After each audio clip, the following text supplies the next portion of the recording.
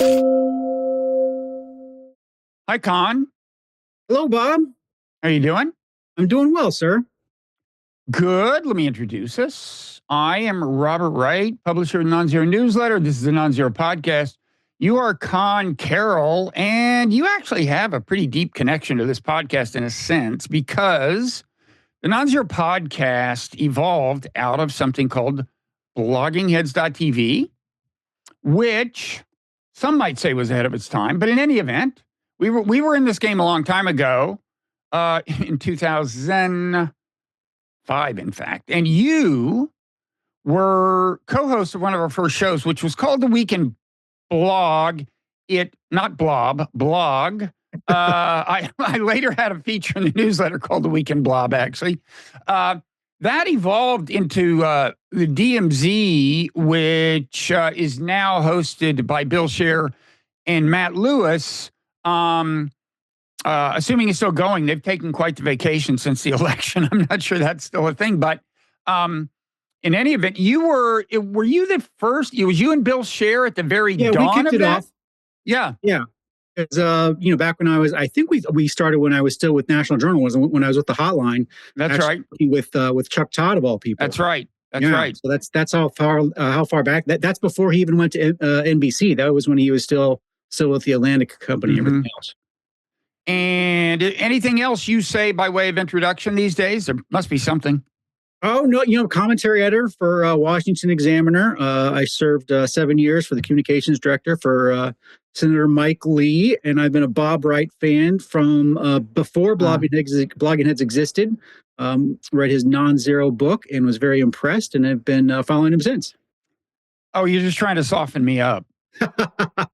But it's nice for you to say that anyway. So this is like a bold, experiment in podcasting in the following sense. So I discovered while communicating with you on Twitter via DM that you have a book coming out. I said, love to have you on my podcast, but like I am so swamped that I don't have time to read a book. I'm a slow reader. I always try to read at least, the better part of a book before I have somebody on. And I am more slammed than I've ever been, partly because of the book I'm writing and an apparently immovable deadline associated with that. So, but then I thought, I know what I'll do. I'll go to the other extreme from conversancy with the book. I won't even look it up on Amazon. I mean, you told me, I honestly don't know the title of your book, Conn. Now, you told me what it's about, and I'm sure you told me the title. But, so I know it's about, it's kind of a defense of the importance of the family, as I gather. I mean, you're a conservative. I mean, I'm slightly nervous because you could wind up, if not getting me canceled, lowering the esteem in which I'm held by my progressive friends. Who knows what you're going to come out in favor of? I mean, that is the goal, Bob. Well, if there's anybody who can do it, Conn, I'm confident that you can. So, no, but really, this is genuinely interesting. Like, I don't have any idea what you're going to say. I'm going to be reacting in real time. I mean, I have a general sense for a conservative view of the family, and it may turn out that there's very little I disagree with. But why don't you start out by telling us what is the name of your book and what's it about, Conn? Yeah, the name of the book is Sex and the Citizen: How the Assault on Marriage is Destroying Democracy. And the 2-second elevator pitch is it's a history of marriage from the dawn of humanity to right now. I've written things relevant to that. Yeah. I figured you'd be a good person to talk to. And so what's the connection between the history and your view on what needs to be done here to bolster the family? Sure. I think the best way is to kind of talk about the genesis of the book and why I wrote it. So as I mentioned a little bit earlier, I was Senator Lee's communications director in the Senate for 7 years. And during that time, he became chairman of what's called the Joint Economic Committee, which is kind of a boring committee that issues reports on GDP, taxes, and other normal topics like that. But Senator Lee wanted to take it in another direction. He wanted to do something different. He wanted to explore the topic of social capital, which is something that, because really kind of developed by Harvard professor Robert Putnam in his famous book, Bowling Alone. You know who apparently was the first person to use the term, not to interrupt, but Another early blogging head's Glenn Lowry, I think. Really? Mm-hmm. That's a good connection. I'll have to use that to try to get on his show as well. You should.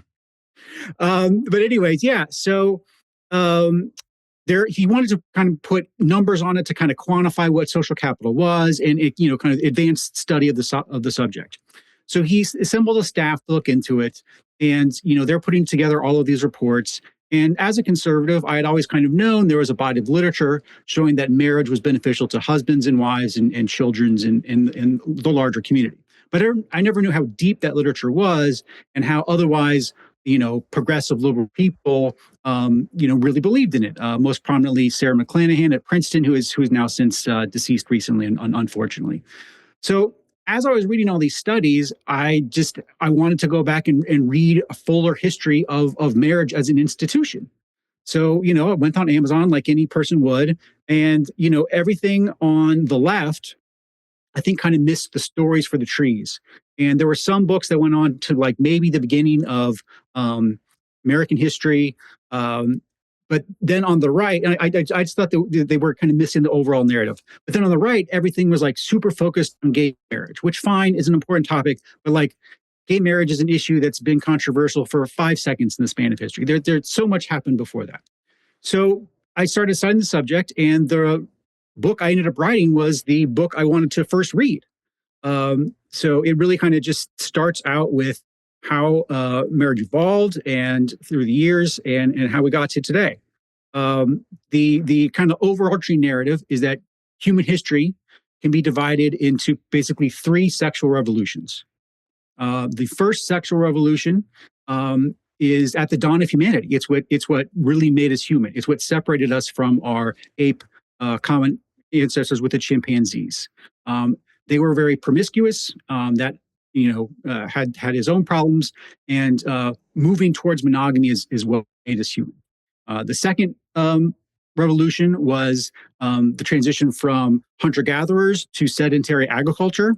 And with that, you had property, accumulation of wealth, power, and you have men, a few men, dominating other men and women. And that was polygamy. Polygamy became the dominant cultural norm really throughout the entire world. And then the third sexual revolution was the movement back toward monogamy that really only came with the spread of Christianity and the monogamous norms enforced by the Catholic Church. And then through both violent and peaceful means, that became the norm around the world today. Still about 25% of the world lives in countries where polygamy is still the main cultural norm, but most of the world now lives in monogamous societies. And then unfortunately, we're in the process of a kind of a fourth sexual revolution today. If you looked at the first American census up through about 1960, 80% of American households were led by a married couple. That starts falling in the 70s, and now it's below 50% at 45%. So a lot of people don't realize just what a sea change we have in the decline of marriage as a cultural norm to deal with human sexuality and channeling human sexual desire. So did you say most kids are reared by one or more people who are not married, or that most households with kids are?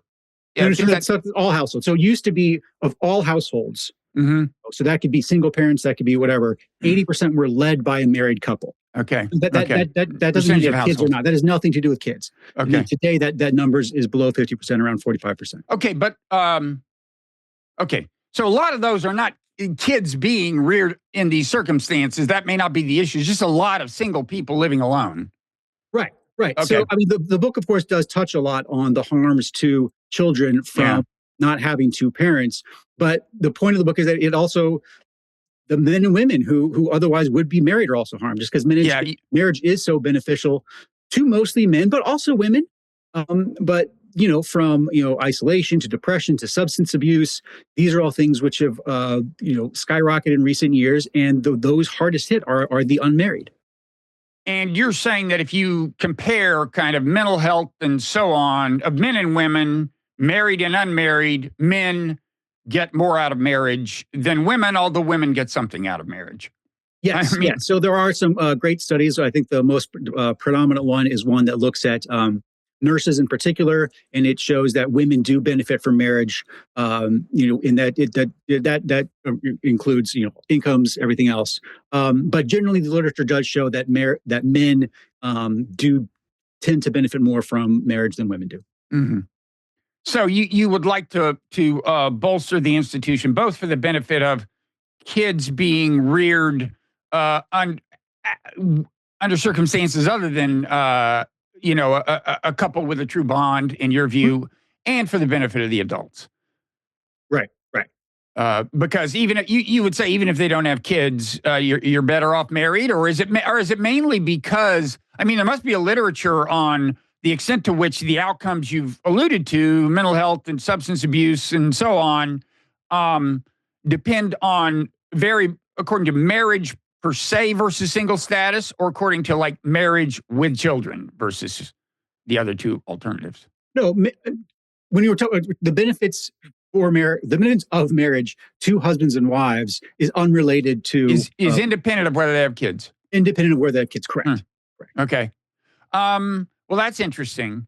But by the way, just when you mentioned like the difference between us and chimps, so at that point you're talking about biological evolution, partly, right? Like, yes. Yeah. Okay. So yeah, we it is true too. I mean, in general, in primates, the extent of sexual dimorphism between male and female, that is a difference in body size, correlates with the extent in recent evolutionary history of, strictly speaking, of variation in the number of sexual partners among males. So in polygamy, you have high variation because some males are not having much sex at all. Some are having a little. And it's true. If you look at chimps, the much more sexual dimorphism, and with almost all primates, except for gibbons and yeah, and I think bonobos. So I mean, and tamarins, if you want to include monkeys. Yeah. Of course, we are apes. With all due respect for ourselves, we are apes. Okay, and it's interesting because I mean, I have two adult daughters, and I'm curious as to the extent to which there's a correlation with ideology, because when I hear the reasons that like people of their generation are not getting married, some of them sound like progressive reasons. It's like, well, with climate change, what's the point of having kids? I mean, you hear that a lot. Like the world of the future looks so dismal that I wouldn't want to bring kids into it. You really hear that a lot. I assume you've heard this. And is there an ideological correlation in terms of who is more likely to be married? Say, if you look at people in their 20s or something. No, there absolutely is. It's more pronounced the younger you get. So the younger generations, the more progressive, right, the more liberal you are, especially among women, the least like you are to be married, and the more conservative you are, the more religious you are, the more likely you are to be married. And you see this. You have daughters, but the differences are even starker among females. You mean between ideologies? So right, conservative, right. So conservative females of that age are much more likely to be married than progressive females of that age. Correct. And the differences are smaller, like in your generation, and then in my generation, because I'm younger than you, Bob. And I hadn't realized that. That's shocking. And the difference. The difference between there is a difference between females and males that is pronounced within a given generation. I mean, wait, let me do the math. How pronounced could that be, right? If in a monogamous society, you wouldn't think there'd be a big asymmetry between. Well, actually, there can be, because they can marry people of different ages. There can be those kinds of patterns. But go ahead. There is. I mean, you generally see. Men are much more likely to want to get remarried after they either divorce or have widows, and so especially when you look at like the percentages of people who are dating, if you are a woman of reproductive years, and you want to be dating, you are dating. Whereas for males, it's not as correlated, but you want to be dating. Whereas if you get women get older and their interest just isn't there. whereas the men's interest continues. So you do Right. have a situation where you have older men are constantly in the market. And if you're in general, the older a person is, the more successful they are, the more resources they are. So those men are generally out to compete younger men who are the ones that end up with fewer mates than their equally aged female counterparts. Mm-hmm. And I mean, I guess whether the interest is there depends to some extent on what you're seeing the relationship as being largely for. Like, I know of older couples that are having issues, and it isn't so much because neither wants to be in the relationship, but because like the man wants sex to play a larger role or something. Um, that said, I also do think, now that I think of it, I can think of more women I know who are not involved and are a little older and like seem okay with it. They're not like Yeah, no, and going this crazy. shows up in the polling data. I go into Pew has a great poll a number of years ago, and the headline was more Americans not interested in dating, but then when you drill down into it, it was very much younger men very interested. But if you're 50, 60 years old and you get divorced or your husband dies and you're female, you're just like, I'm done with that. And whereas if it's the other way around, if you're a man and you get divorced, you definitely want to get back into the dating pool. So are the trend lines just continuing to go in one direction? I mean, if it's from your point of view, just mean getting as far worse as and marriage worse. falling? What's that? You mean as far as marriage falling? Yeah. Yeah. So the short answer is no. So it actually, is different among different cohorts. So for the more highly educated, more successful, marriage is actually kind of steadied out and actually kind of improved since the 80s, and the divorce rate has improved markedly since the 70s.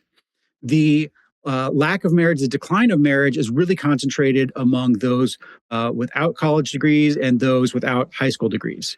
So that is where you have seen a continued decline that so far has not bottomed out. But there has been a stabilizing and even a recovery among the college educated. That's interesting. I mean, that's funny because that would seem to work against the ideological asymmetry you mentioned before. I mean, conservatives are less likely to have a college education, right? And yet, you'd said they're more likely to be married. Am I getting something wrong here?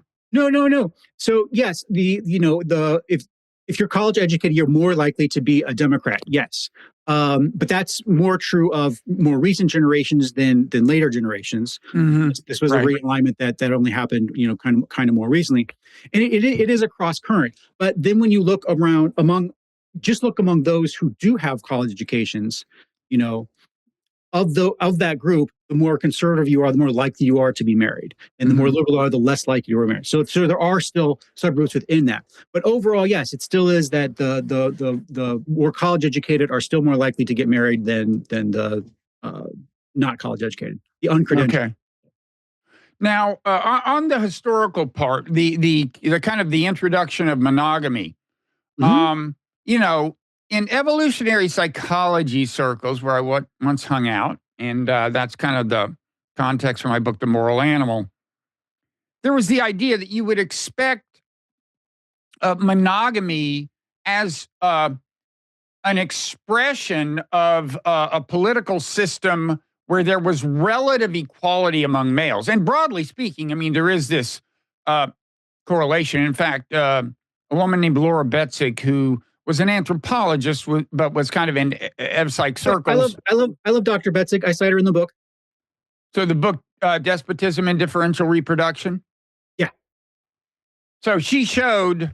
How's she doing? Have you been in contact with her? I mean, she's alive. Unlike is she still in Michigan? The only interaction with her I had is I was tweeting just as I was reading her book about how I can't believe she's not more cited and more respected, and she liked that tweet, and that's about the end of our relationship there. Yeah. I'm a so fan. her book. I mean, she showed that. Historically, there had been a correlation between, kind of degree of authoritarianism, almost, or centralization of power, despotism, and polygamy.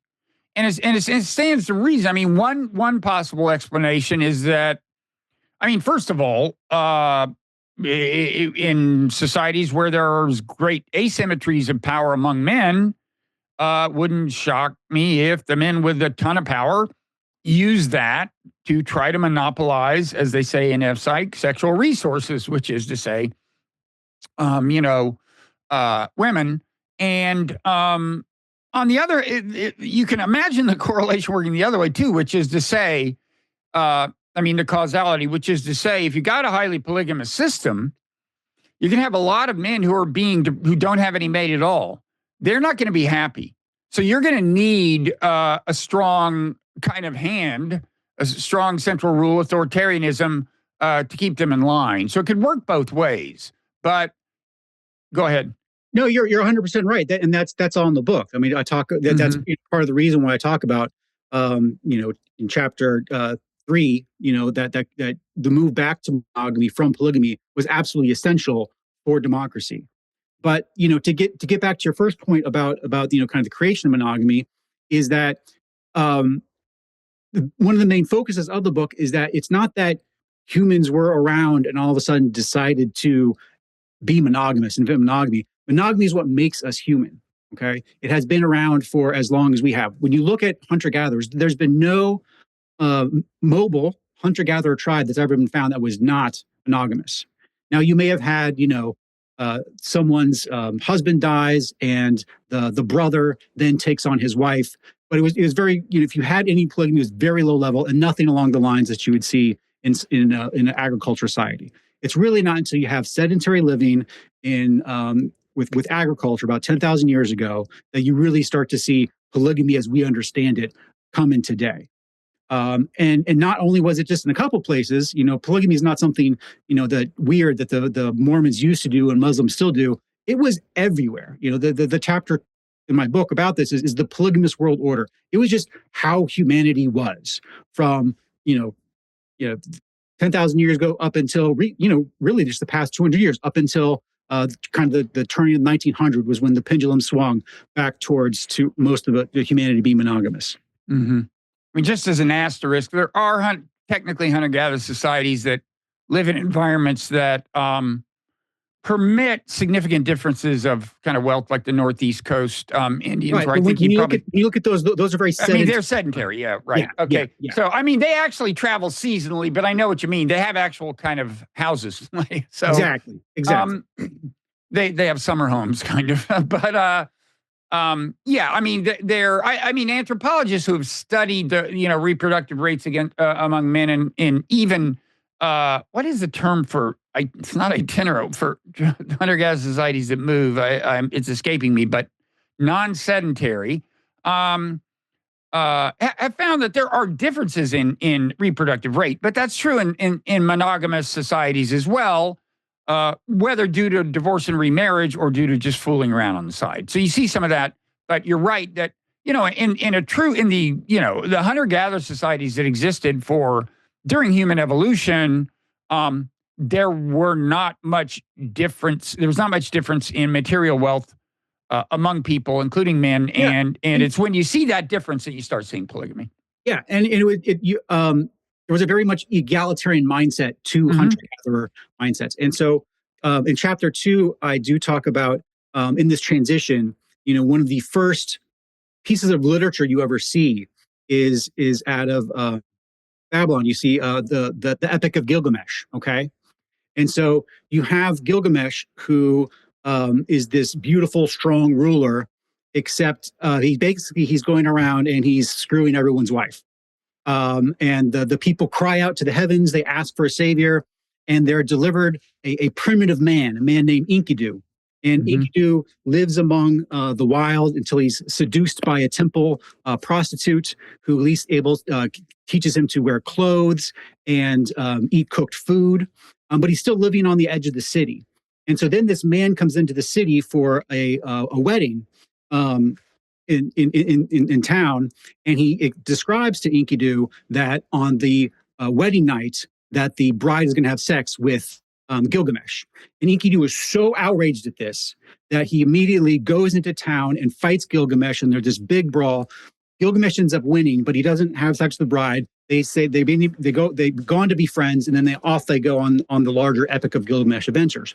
But the origin of the story is these people. You can kind of see that just at the beginning here. They know that it's wrong that the rulers are able to monopolize women the way they are, and so they have this primitive man, which for me is kind of like their old hunter-gatherer selves, come on and deliver them from this oppressive polygamous state. Mm-hmm. And so you credit the Catholic Church largely, or I guess what was the original Christian church before the Reformation? It was, you would say, the whole Christian church. Right. Well, the Western, not the Eastern, not the Orthodox. So was Orthodox Christianity still countenancing polygamy after it was not accepted in Western Christendom? Cousin marriage. So the big we're skipping ahead a bit, but we can go ahead here. So the big difference between the Eastern Orthodox Church and the Western Church, right, is that the Western Roman Empire collapsed. Okay, so you had Rome as its own power that could set its own rules and make bishops and everything else. That never happened in the East. Well, of course it did happen, but it didn't fall for 600 or so years later.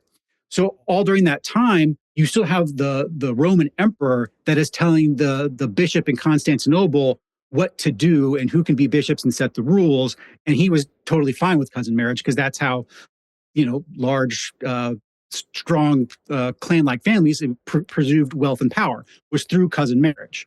But in the West, so that was the route to polygamy, is that you'd be married. No, what do you mean by cousin marriage?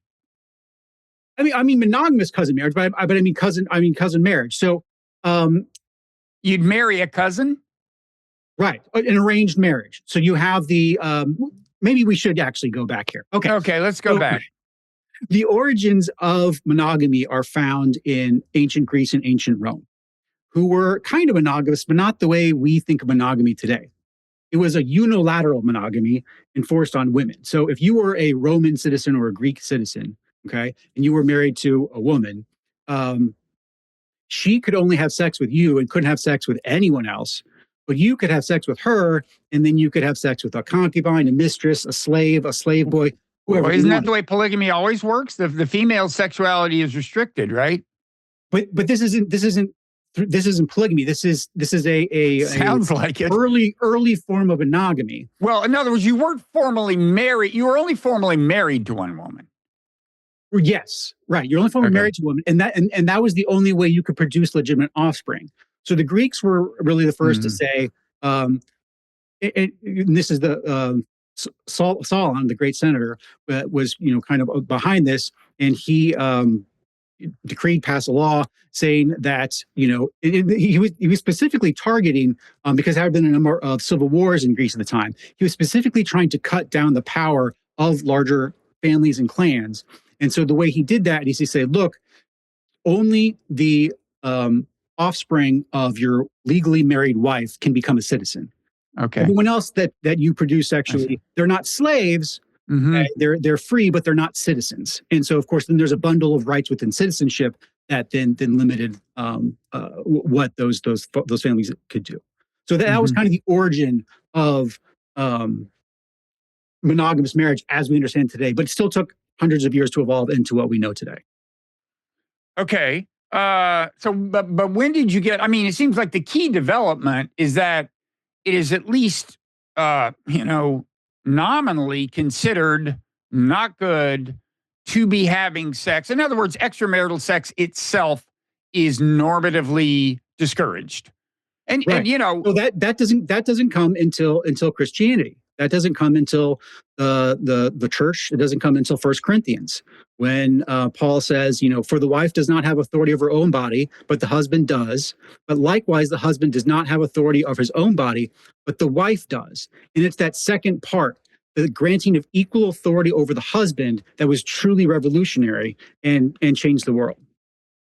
And we know as a sociological fact that monogamy was the norm among Christians in ancient Rome. You mean the I mean, we're not just you mean inferring the it from old you one mean the scriptural old passage you mean like the old that. you mean the non-reciprocal monogamy or the Christian reciprocal monogamy? Christian reciprocal, the Okay. monogamy as we think of it today. So yeah, so I mean, Christianity starts to spread. It's not like Jesus is resurrected and a light switches and all of a sudden everyone's monogamous, right? That's not how it happened. You wrote the evolution of God. Christianity took Mm-hmm. hundreds of years to spread, right? And then even as it is spread, it still has to assert a certain number of policies that then started making that norm a reality. Okay, and so Joseph Heinrich, in a paper that he's mentioned in 2 books now, Secret of Our Success and Weird, he identifies this marriage and family program that the Catholic Church implemented that did really create this new monogamous norm. And it doesn't really take hold into a lot of these places until like I think it's 1200. I have a quote in the book from Kevin Hurley that like kind of, I mean, this is all not guesswork, but you're guessing, what when it became the norm. But the marriage and family program was 1, a ban on polygamy, 2, a ban on inheritance to illegitimate offspring, 3, a ban on arranged marriages, and then 4, a ban on cousin marriage, because cousin marriage was often a vehicle of arranged marriages. So that was like a line to make it say, we don't know if a marriage is arranged, but we're just going to ban cousin marriage, and that way that will take care of a lot of the arranged marriage problem. And it was those four policies that Heinrich shows. The longer the Catholic Church was able to enforce those rules in a locality, the more the people in that area are trusting of strangers, more open to other ideas, trusting other people, and they're less likely to be open to authority and other types of family clan kind of organizations. So there is, the term droit de seigneur, or however you pronounce it? I do not. Well, I may be so badly mispronouncing it that you'd know it if you saw it in writing, but it's a ritual where that at some point in the Middle Ages, the Lord of the manor, like if some serf or somebody gets married, there's some difference in the hierarchy here. And some serf gets married, and the Lord goes in and does something like just, I don't know, steps over the bed that the new bride is sleeping in or something. But supposedly, as I understand it, there had been a time when the Lord was entitled to have sex with her, maybe just like once at the beginning, maybe just, but then that evolved into a merely ritualized version of it, so that lords no longer had that degree of control and privilege and sexual privilege. Yeah, I'm not going to say that cultural norms like that didn't exist, in even Christianized Europe, but that was not sanctioned by the church, right? That would definitely be a practice that the church was pushing against, and would be a reason why the masses would want to adopt Christianity as a protection against that kind of abuse by the nobility. So by what time, by what century would you say we can be confident that, or I guess you'd say it showed up in different places at different times, but right. And it's guesswork, but there's one paper that looks at kind of the number of identified mistresses that English kings had over the centuries, and shows it declining. Okay. And I'm just wondering if you think this was correlated with a growth in either material equality among males or political power among males, political. Oh, absolutely. Okay. So as the power of the patriarchy, each family declines, as the power of the clan declines, you start to see a growth in different institutions which are more civil society based, guilds, cities, universities. So this is when you have that first kind of civil society, that first kind of social capital being built across clan family lines. And that really is the key here, is that all of that, authority and coordination of human activity used to happen within families who would then kind of war with each other, Whereas as those family power structures are broken down, then you have more of a bottom-up building of other institutions that rely on trust, mutuality, consent, and those type of democratic ideals. Okay. So, Conn, as you know, at the point comes in the conversation when we go into what's called overtime. Okay. And at this point, the rest of the conversation is available to Nonzero members, which is to say paid subscribers. And we encourage people to become members because, for one thing, we need to keep the operation going. So if people believe in the virtues of what we're trying to do here in the newsletter and the podcast and so on, please feel free to become a member. Failing that, just smash the like button or rate and review us or something. But anyway, maybe now we can switch to policy prescriptions. Yeah. We'll jump to the modern era and say whatever you want to most highlight about the book.